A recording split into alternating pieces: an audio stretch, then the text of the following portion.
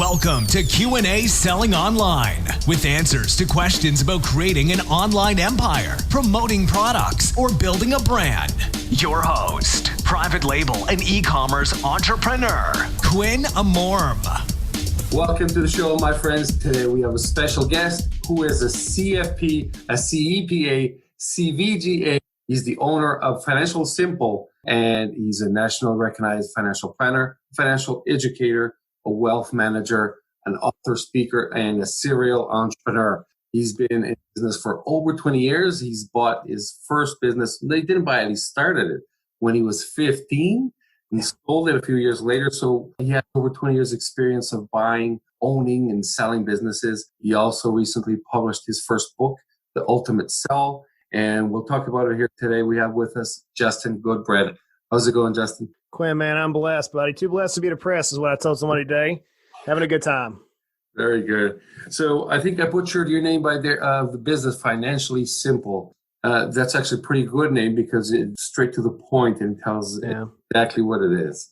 So Financially Simple is it's a education portal. It's one of my 4 businesses that I currently own. Basically, I give away 99.99% of the information that I have in my head. And the information from the people that I know, we give it away. I believe that the more that you give away, the more that you will reap and reward us individually. I'm a believer in abundance mentality versus a scarcity mentality. So Financially Simple is the portal that I teach concepts that I've learned over the last 25 years of being a self-employed business owner and the last 25 years of starting and selling 3 businesses for a profit thus far. And I've got a couple more that I'll be selling at some point. So it's where I teach. We have a blog, we have a podcast, we have all sorts of fun stuff there. Amazing. I agree with that attitude, the 99% giving, because the more you give, the more you get back. And I guess there's a third one like us, Gary V. You probably know. Oh, yeah. Yeah, Gary V he's my inspiration, man. I can't be as colorful as he is. It's just not my personality type. But I was riding down the road, dude, about like maybe 4 years ago, listening to him speak, crushing it. Right. So this guy's reading his Audible book and I'm like, listen to this guy. I'm like, dude, that is so me. And if this clown can do it, I can do it. So I started the company Financially Simple. And man, because of Gary V's influence in my life, our company went from like nothing to national presence. It just because of some of the concepts and the motivation that he does. So he's a rock star. I love the guy. Yeah, it definitely is. Sometimes I watch him and he's inside an Uber going somewhere and he's recording. And I'm like, man, I wonder if there's any part of the day where he's actually relaxed without people around him and recording. Because it seems like he's always doing something. Yeah, I got to tell you, as a serial entrepreneur, I wake up and I hit the ground running and I come home. And even whenever I turn the phone off from the business and I walk into the family on the farm where I live, it's like, no, we're going nonstop. I just think that's the way that God made certain ones of us. And I think we will probably die an early death. No, I'm just joking there. But I doubt very seriously the guy ever rests. Just because I know so many entrepreneurs with that personality type that when we wake up, it's let's go. Let's make this thing happen. So I doubt it, man. I don't think he rests. Yeah, nice. So you said you have a farm. Are you the type of guy that drives a tractor around with your time off? Yeah, so I grew up in South Georgia in the swamps of South Georgia, right on the ocean on the east coast of the United States, and moved up here to Tennessee after marrying my wife, and she's from here in the East Tennessee, Knoxville, Tennessee area. Lived in downtown Knoxville, which is not my cup of tea. I had to get to the country where I could see stars at night. So we bought a tract of land on the Tennessee River. I can see barges go by carrying things up and down the river, see the mountains off in the background. But my love, man, is number one, I can't see another house. There's no one around me. We're about a mile off the pavement on a gravel road. You come into my house, it has chickens and goats and critters and turkeys, and there's deer everywhere. We got our dogs, the rabbits, you name it. There's every critter out there. And yes, there is a tractor. When we bought that tractor 4 years ago, Quinn, it was like I heard the angels sing, dude. So now when I come home at the end of the day, it's like, let me get on the tractor. Let me get out there and be Farmer Joe for a little while. And dude, it is a good way for me to unwind. So yeah, I could be a little bit of a farm boy. I'm a little country. It's so fantastic that you say that because I grew up like that and I had a farm. And as a kid, I didn't appreciate it that much. But growing up, the last time I went there, sitting on that tractor, not because My parents said I had to, but because I wanted to, and just going down and going through the vineyards and a tractor, it was so relaxing. I mean, there was no screens in front of me, no computers, just the sound of that tractor. I'm like, that is so cool. I actually seen Ty Lopez not too long ago. He was running a tractor on his farm, and I'm like, maybe he's feeling the same thing that I was feeling. Just no technology. Let's do this for a bit. Yeah, that's me, man. It's after a long week. As a business owner, whenever you are consulting with other business owners, and whenever you have your team that's behind you and you're working with them, you pour everything you can in your business. What was the old saying that we business owners will work 80 hours for ourselves to avoid working 40 hours for the man?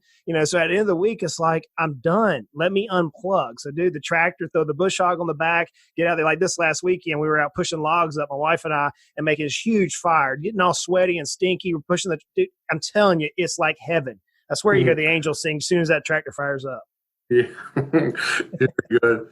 So let's getting into business here. What are the meaning of those acronyms? The CFP, CEPA, CVGA. What does that mean? Yeah, so they're all credentials. They're all about master levels type credentials. So the most popular one in there is a CFP, and that stands for Certified Financial Planner. To my knowledge, there's about 30,000, maybe a little bit more than that now, certified financial planners in the United States. The certified financial planner is trained on how to take a client and walk them through a process that helps a client identify where they're at and where they want to be, and then shows them systematically and quantifiably how to reach that. So you see a lot of CFPs, certified financial planners, working for Wall Street style firms. A lot of the big names, they'll be money managers. Sometimes you'll see them at banks, working in the banking world. In our firm, we work as a private company for business owners. So the certified financial planner helps me to take a business owner and say, let's figure out where you're at today, figure out where you want to be, and let me show you how to get there. So that's the CFP. The next one is the CEPA, and that stands for Certified Exit Planning Advisor. Certified Exit Planning Advisor. That credential, again, is master level credential. It teaches, or you learn in that credential, how to take a business owner and help them build their business so they can sell their business, right? So there's a lot of statistics we'll probably dive into as we chase some rabbits today, but the CEPA is issued by the Exit Planning Institute. I'm actually on their faculty. I teach other financial advisors how to be a CEPA.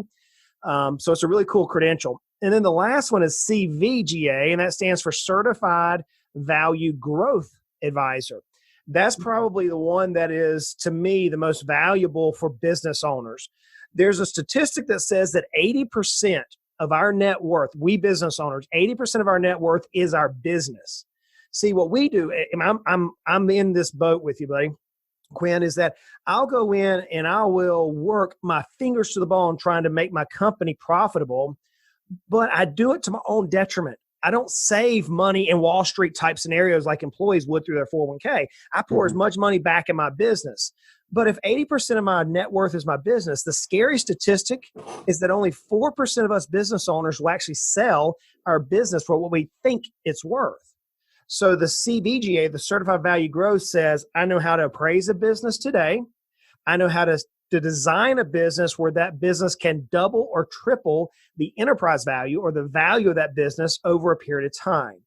So when you put them all three together, the knowledge level that I run as the CEO of our firm is we have CFPs who take the business owners, show them how to reach their personal goals. We have the exit planners who show business owners how to sell their businesses and make the profit they want. And we also have those of us who show business owners how to take their value of their company and systematically grow it so they can reach their own goals. Very good. So it's not like with all those credentials, it's not like you couldn't get a job somewhere else, became an entrepreneur. You became an entrepreneur because you wanted to. Is that right? Yeah, so I started my first business when I was 15, and it was my dad pretty much said, "Son, get a job or don't come home." He was very nice. I love my dad. I mean, he rocked my world. I mean, the guy trained who you have today in front of you, or who you're listening, who folks are listening to right now. but he basically taught me how to be an entrepreneur. He taught me a valuable lesson one day. He said, son, I want you to get a job. So I found this lawnmower, started cutting my neighbor's grass, and he came home from work, sweaty, stinky. I mean, he poured his heart out for his family that day. He sits down beside me. I'd had a shower. I'd worked for 2 or 3 hours. He said, son, you got a job today. What'd you do? I said, well, I cut Mr. Brown's yard, Dad. He goes, great. How much money did you make? I said, I made $40. He goes, you made $40. So this is way back in 95, right? He goes, you made $40 for cutting his grass? How long did it take you? 2 hours. He said, put his hands on my knees, and he said, son, I want you to learn something. In 2 hours, you just made what your father worked 6 hours to make. He said, I want you to learn to work for yourself. And at that point, dude, I've been an entrepreneur ever since. And so I own businesses, and then I sold my business. I found all the things that I messed up on when I was selling it. So I'm like, there's got to be a way I can show business owners how not to be that statistic, how they can grow their business and how they can systematically grow their net worth so that one day, whenever they do decide to sell the business or pass the business down to their kids or do whatever it is, that they're not broke. So that's kind of how we got here today, brother. Very good. So when it comes to your part in the CEPA, I'm guessing the most common question you get is, how much is my business worth? I'm guessing that's the one. Yeah. That typically comes. I'm sorry? People don't really know what it's worth. Do they overestimate it or under? Everybody I've ever met with, including myself, candidly overestimate the value of our business. You know, my dad told me one time I was a teenager, we were working on a job, and he said, son, you never tell a woman her baby's ugly. I was like, Dad, what do you mean by that? He said, because every one of us have a baby, right? And our baby oftentimes is our business. Our business was wrapped up in, our identity is wrapped up in our business. I mean, like I said, we pour blood, sweat, and tears in order to make this thing work. And all of a sudden you go to try to get a valuation, and some guy in a suit and tie like me is going to say, hey, buddy, your business, you thought it was worth $1 million. Dude, it's only worth 300,000. And you're like, dude, seriously? So, you know, most business owners overestimate the value of the business. I wish it wasn't the case, but my job is to say, look, if you want it to be worth $1 million, let me show you how to get there. You see? Mm-hmm. So I heard you say that business owners need to think about the end of their business at every stage of the business, and even in startup. But most people, when they're starting up, they don't think I'm going to start this because I want to sell it. Mm-hmm. Is that right? Yeah. You know what happens? We're coming into vacation season here before too long across the country and around the world. Most of the time, if we want to go on vacation, we spend a lot of time figuring out where we want to go, why we want to go there, et cetera, et cetera. And we look at all the contingency. Well, if the airplane doesn't fly there, can we drive? If we can't drive, can we take the boat? Are we going to go on a cruise? Whatever that vacation is, we sit back and we already know before we ever take a part in that trip what we're going to do on that vacation, or in my case, not do. Sit on the beach and just read a book, right? Yeah. For us business owners, what happens is we start our business. And then, like you and I were talking early on, we get busy. And before you know it, I'm sitting here now with 3 businesses. One is we just started now, 4 businesses. And I've been doing this thing 25 years, dude. I'm only 41. Like 25 years have gone by. And before you know it, here we are 50, 60 years old. And all those things we wanted to do to build our net worth up, to set some cash back, to do whatever it is, it's tempus fugit. The old Latin term, time flies, or time is fleeting. It flies by so fast. So the challenge that I try to preach, and that the reason why clients engage us, is they say, hey, Justin, I don't want to be 70 years old and still working in my business. I don't want to be 60 years old. I had this grand idea that whenever I hit 50 years old, dude, I was going to travel the world and stay on every beach in the world. Well, great. If that's the goal, you go ahead and set your destination. You set your vacation destination, so to speak, using my analogy, way out there. You plan where you're headed. You see, nothing happens on accident in the world of business. It all is intentional. So if we're trying to get our business to some direct point, that the ethos or the reason why we start our business, we have to outline it and say, here's where we're headed, or else no destination is any destination. So we have to be intentional. So, man, I always say, business owners, take a break where you're at right now. What are you going to do with this business? Are you going to grow it to sell it? Are you going to grow it to pass it down to your kids? Are you going to grow it to create a lifestyle business that one day you're just going to just dissolve? You're going to do something. So what is it we're going to do? Yeah. Does it happen that people actually let a business dissolve? Yeah. is somewhat successful? Yeah, so actually I had one this last year. A prospective client calls in, 71 years old. I looked at the numbers and he said, "Hey man, I think my business is worth $1.4 million." I said, "Well, why do you think it's worth $1.4 million?" "Well, that's how much I have to have in order to retire." And I went, "Where'd you get that number from?" Come to find out he needed like 2.3 million to retire. And I'm like, "Buddy, your business is only worth $800,000. And unless you're willing to do these following things, you're not going to be able to hit your goal." And you could just watch the depression sink on his face. I said, "Why don't we do this?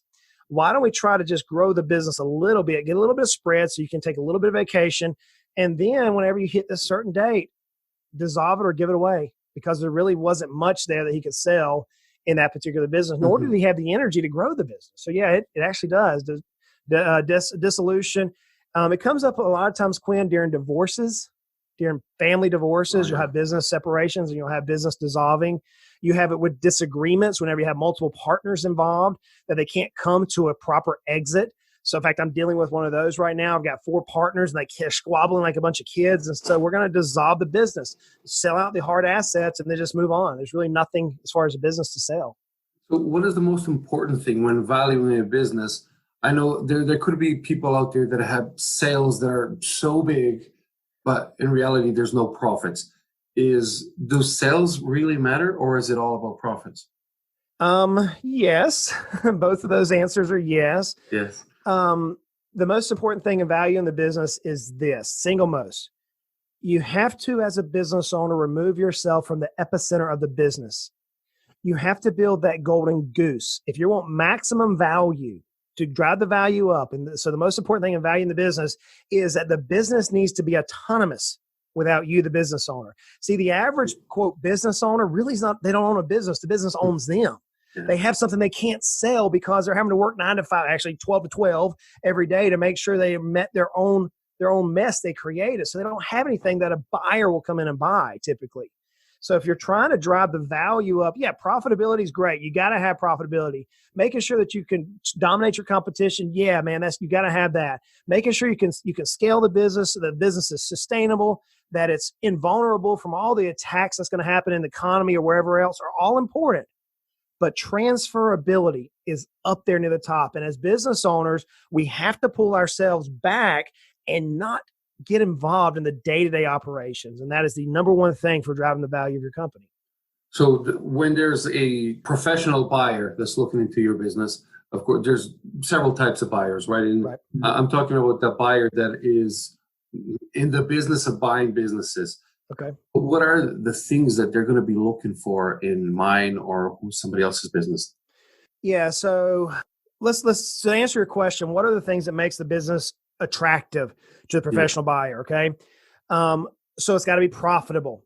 Okay. There has to be an ROI, return on investment. So if they're going to pay dollars or create debt, they've got to be able to make the return they need for their capital. Right. So if the stock market can yield 10%, that's not saying it can, but let's say, use Dave Ramsey's number. Let's say it yields 10%. Then they want to have their business, if they're having more risk, they want to have it return more than 10 in that hypothetical illustration. So it's got to be profitable, number one. Number two, it's got to be competitive. It has to have a mark within its industry or within its micro industry to where it can dominate or impact the competition. It can't be a laggard within its industry. A professional buyer is not going to be interested in a laggard unless it's a value play. That's a whole different conversation. Yeah. The business has to be scalable. Now, scalable means it has to be able to expand very quickly and retract very quickly, which is systematization. So the easiest way I can talk about scalability is think about McDonald's, the Golden Arches, right? The hamburger place. Mm-hmm. They have the ability to where if I go to get a double cheeseburger at McDonald's in Portland, Oregon, it's going to be the exact same double cheeseburger I got in Tennessee or in Japan, Tokyo, right? Yeah. So they have the ability to scale the model. Then they have the ability to back it back really fast. So that's the scalability. The professional buyer is going to look for sustainability. Is the business fundamentally set up to where it can weather storms, where it can sustain those things set forth by either Congress? A lot of times you have regulation changes, politics, economic issues, etc. It's got to be invulnerable to competition. It's got to be invulnerable to things which can push similar SITCOs, similar business models out of the way. And then finally, it's got to be transferable. Again, the number one thing that we business owners fail in is we go back to McDonald's. we end up being the McDonald's brothers in this scenario. We learn how to cook a really good hamburger, and we take pride in cooking the really good hamburger. However, Ray Kroc comes along and says, dude, I don't care about the hamburger. I can make a better hamburger than McDonald's. No offense, McDonald's, I can.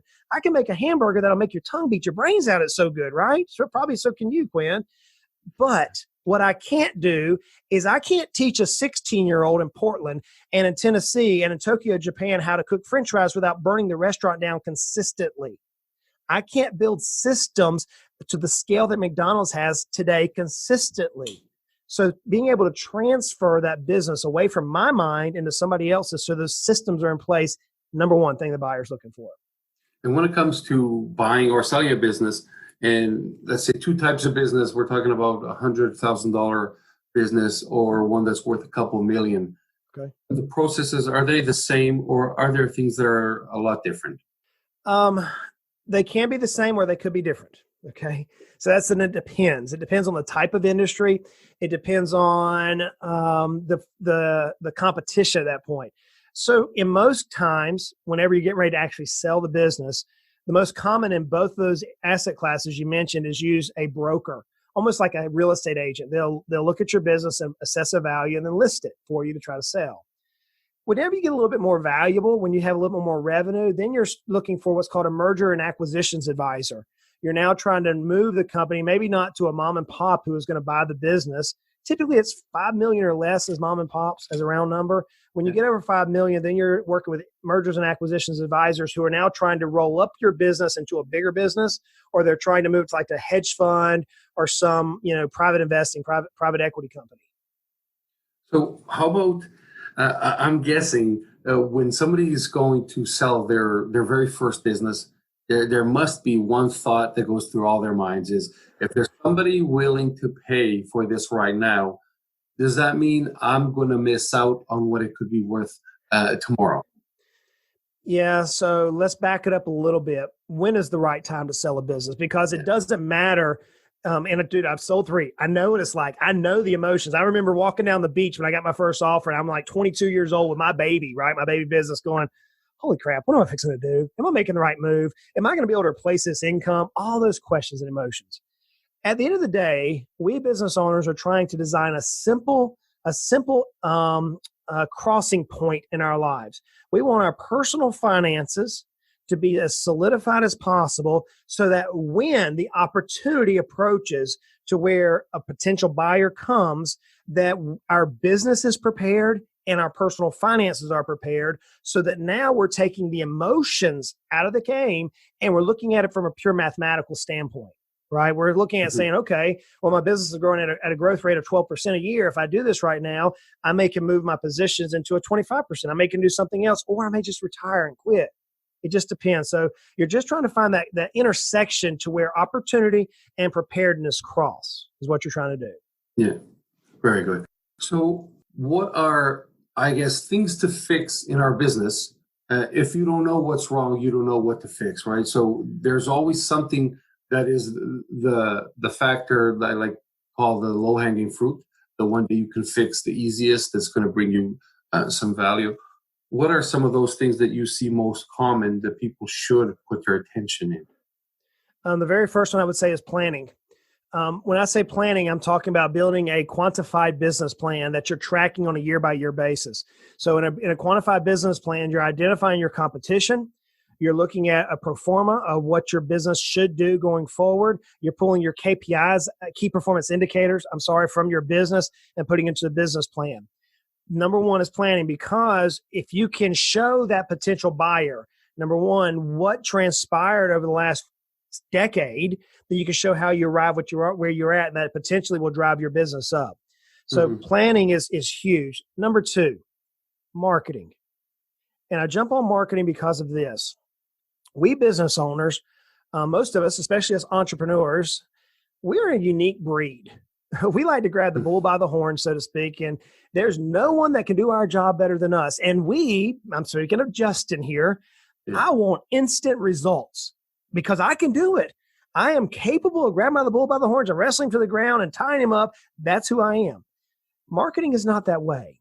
So what we do with marketing oftentimes is we hear a buddy or a friend or a competitor business that tried a technique And it may have been in the same exact town or microeconomics that we're in or across the country, around the world. And we grab onto that and we throw dollars at it, expecting that it's going to give us a good return. Mm-hmm. And 9 times out of 10, that's a statistic I just made up, friends. 99% of statistics are made up on the side. But many times, we just blew money.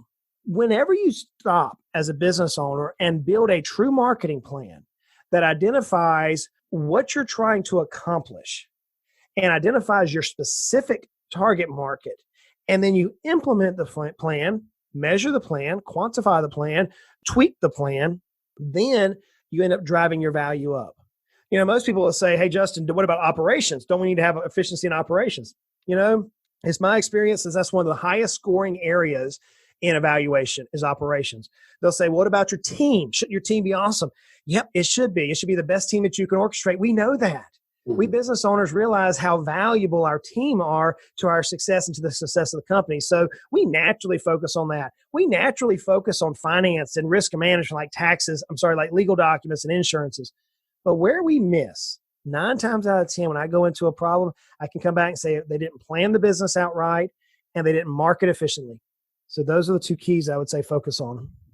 Very good. So, Justin, you are a 2-time winner of Investopedia 100 Advisor Award, and you won the Leader of the Year, Exit Planner Leader of the Year Award as well. So that's going to bring a lot of publicity to you, and that means a lot of businesses come to you to increase their value. Yep. What is kind of maybe the number one issue that you found on all or most of them? It's fatigue, candidly, but it goes back to owner reliance. It goes back to the business is not transferable. Hey, look, let me be completely open and honest.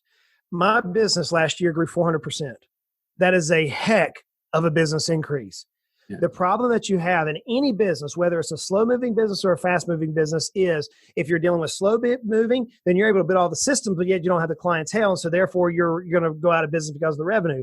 If you're in a fast-moving business, then you're having to plug the holes in the boat, as many fingers you can to plug the holes. Ultimately, though, what happens on the majority of businesses that come to us, they'll say, hey, Justin, look, exactly. Man, you have some national notoriety. My business is suffering, dude. Help.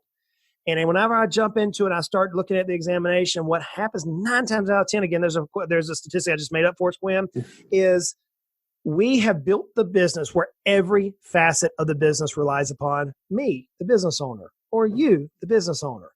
And it's hard. I'm talking from emotions and real life experience here. It is hard as an entrepreneur to trust people. That's Justin speaking. It is hard to sit across from a business owner and say, I realize that you're really good at sales and I want you to hand that off. That's hard for us business owners. And so what happens? If they listen, then we can help them grow and double their net worth every 3 to 5 years. That's my goal. But many times being a business owner is just hard because we built ourselves into a niche where the business and every facet of the business is relying upon us. Hence the problem that most of us don't have businesses we can sell. So if I look into the x-ray, it's that we built our businesses solely where they require us to be involved in that business. You ever figure out how we could get rid of that mentality? Yeah, there is a way. There is a way. Because I suffer from that too, right? And I guess probably still do sometimes. Because there's a task that I need to get done and I know how to do it. So if I go do it, of course it gets done, but then the business is depending on me. So go back to the very first questions you were asking about the designation. Okay. So Gary Vaynerchuk, we mentioned him earlier, right? Mm-hmm. I was listening to him in a live event. He was talking about, when I agree, I was like, man, I wanted to sing amen right there. Like it was in church, right? Yeah. He made the statement. He said, the reason why your business will not succeed is because you have sucked all the life out of it. You, the business owner. So go back to that CFP, the Certified Financial Planner. The very first thing that I have to teach is that a business owner, we have to condense their life so that we're not sucking all the life, all the extra money out of the business, and we can redeploy that money back into those strategic areas. The answer to how do you move yourself from the epicenter, from the very center of your business, is you have to divert some funds back into the business and invest in it, whether it be systems, people, training, technology, marketing, finance, whatever it may be. And there's a whole litany of things. So what I'm able to show people is Okay, we're going to do an appraisal on your business. Here's what we know your business is worth today. Here's what we know you want your business to get to. And if we follow these, step number one, it increases the value of your business 20%. If we hit step number two, your value of business went up 40%.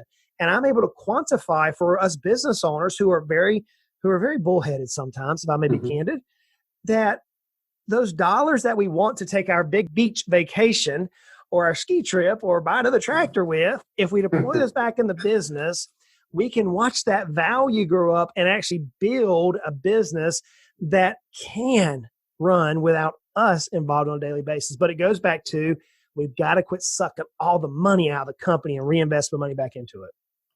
Yeah, I want to go a little bit off track. Something I saw that you posted, and it was about when you have a business, let's say family business, and you are giving your child money for whatever, for stickers or something, you should instead give them a salary.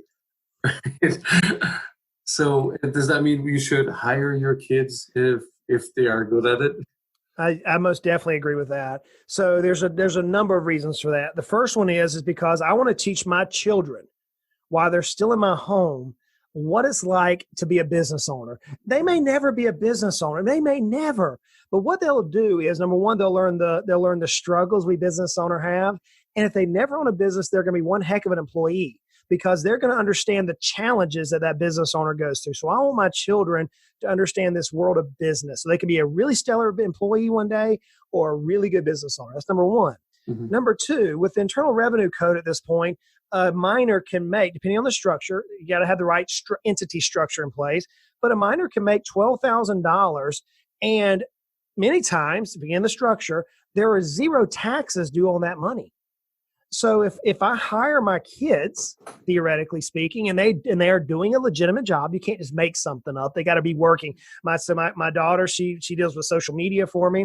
My son does our shopping for us in our company. My little 9-year-old, he comes in and does all the cleaning of the company. He does all the shredding. He does everything within our office. That's his job, and they get paid. Now, I'm a mean dad. I got to tell you, I'm hardcore farmer, right? So I make my kids buy their own food. I make my kids buy their own clothes. I make my kids buy their own Legos. But ultimately what I'm doing is I'm taking the money that normally I would get paid taxable money and then go buy those things. I'm teaching them how to work, and I'm teaching them that life is not this trophy mentality that they can just go out and win a trophy for doing nothing, right? The participation trophy. I want them to realize that your daddy and your mama and you all get up every morning and we work, because the rest of our life we're going to learn to work. And then whenever we purchase something with our hard-earned dollars, we can only spend that dollar one time.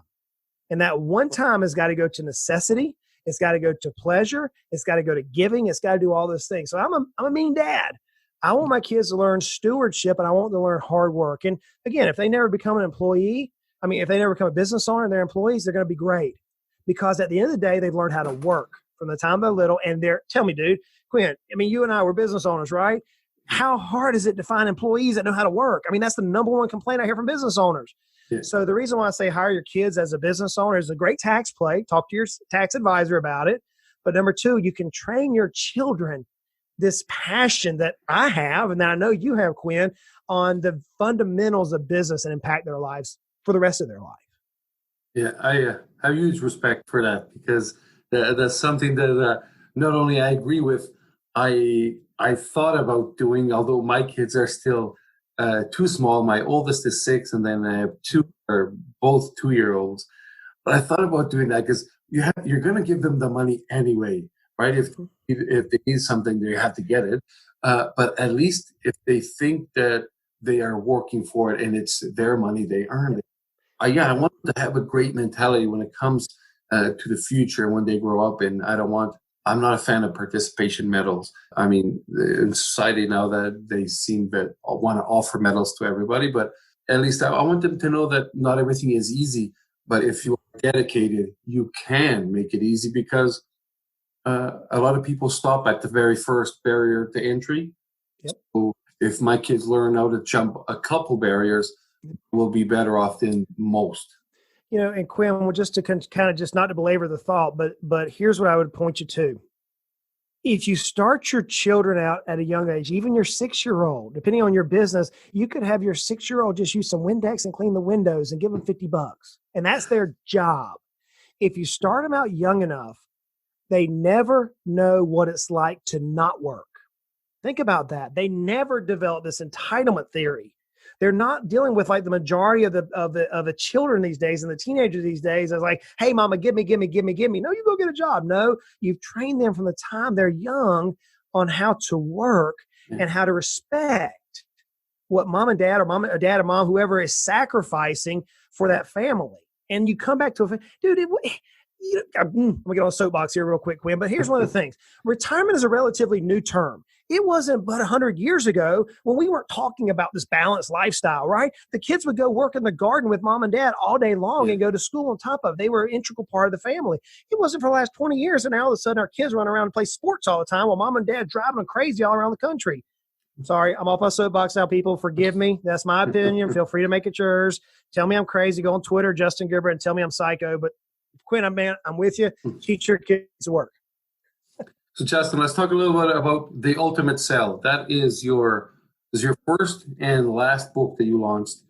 What's in it? Yeah, so it's our first book. We have another couple of books coming out here very soon.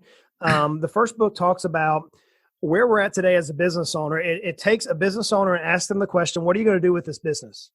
And it shows you systematically what it takes, almost like in a reference manual, what it takes to take your business today and get it through the sales process. I go through tricks and tips on things to be aware of. Why, for example, why today especially, everybody's getting offers from businesses or from vendors saying, hey, I want to buy your business. It's happening all the time. Why is that the case? And what are they really up to? It's called a retrade. So I go through those various things. Ultimately, that we business owners realize that, look, this asset that we call a business, it is not going to sell unless you take intentional access and intentional methodology into creating it to where it can sell. It's not. 16% of businesses sell. That's it. And only 4% of businesses sell for what the owner thinks they're worth. That is ridiculous. So that's what the book's telling you, how to move past that. Very good. I got to check that out because there's something that you mentioned that I want to find out. It's when we start getting offers to sell or to buy our business when the business is not even for sale. Yep. And I've got a few of those in a Amazon business. Basically, it's a private label business that sells on Amazon. And my sales or my revenues are not public. Yep. I've been getting offers to the people who want to buy the business. So they don't even know what it's worth yet. And I'm not in the selling stage. So I want to know what that is all about. Yeah, let's check it out. I've got I think there's 4 or 5 chapters dealing with around that topic right there, Quinn. Awesome. So where can I find it and everybody else? Sure. So it's on Amazon. You're welcome to check it on Amazon. And I did do a Kindle recording. I'm sorry. What's it called? Recording, the audible recording. Audible. Let me tell you, dude, that was the hardest thing I ever did in my life, to talk to myself for like 40 hours and they condensed it down to 7 hours. I had the guy who was doing the editing. He's like, dude, you're killing me. So long story short, it ended up being really good, but just on Audible. And nonetheless, if you want to listen to my great voice for like 7 hours, feel free. Just don't drive anywhere long distance. You'll go to sleep. But it's the book's on Amazon. You can find it through Financially Simple. That's the portal hub on Financially Simple. It has over 1,200 articles there for business owners on every topic that you can just about think about. In fact, if you find a topic that I haven't written on, reach out to me on social. Go through the Connect with Justin and let me know the topic, because I'm trying to make sure every possible topic is in that blog. So check out Financially Simple as well. And Financially Simple is where they can find the Connect with Justin. Yeah. Go on Financially Simple. It says Connect with Justin. You can also, through any social media channels, all you got to look for Goodbread, and I'm there on everything out there. Financially Simple. There's also the Financially Simple podcast, where we're in 3rd season right now. We're answering listener questions. So it's kind of fun. I'm actually having a lot of fun with this one. Just various questions that are coming up from business owners, and we're diving deep and answering the questions. So if you just Google Justin, you can just about find me anywhere out there right now. There you go. You can Google Justin Goodbread, or you can check out the show links, and I'll have everything there from Facebook, Twitter, Instagram, you name it, I'll have everything there. Justin, man, it was a pleasure. We got to do this again because we didn't even get into taxes and other things and tips and tractors. Maybe we should do about tractors. But yeah, we'll get into that pretty soon. So thank you very much. Thanks, brother. Thanks for having me.